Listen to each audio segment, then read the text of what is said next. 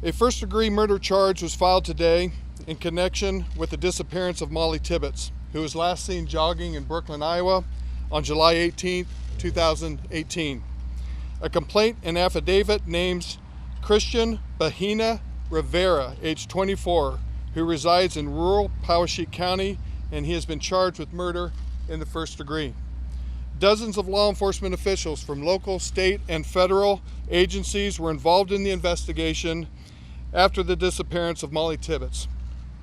A body was discovered early this morning in a farm field southeast of Brooklyn, Iowa. The identity has not been confirmed, however, we believe it to be the body of Mollie Tibbetts.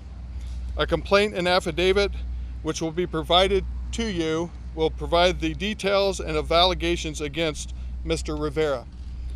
Charges were filed in the Poweshiek County District Court. The case will be prosecuted by the Iowa Attorney General's Area Prosecution Division, and first-degree murder carries a penalty of life without the possibility of parole. During the investigation, we reached out to the public, as you well know. And during our neighborhood canvass, we came across an individual that had security cameras. We took those cameras. He was kind enough to give us the footage from it. And through that, we were able to identify a vehicle that we believe belonged to Mr. Rivera. We conducted a lengthy interview with Mr. Rivera. And during that interview, he tells us that he sees Mollie running and was able to come upon her, approach her.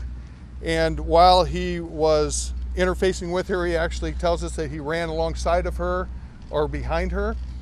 And then at one point, he tells us that Mollie grabbed a hold of her phone and said, "You need to leave me alone, I'm going to call the police." And then she took off running. He in turn chased her down.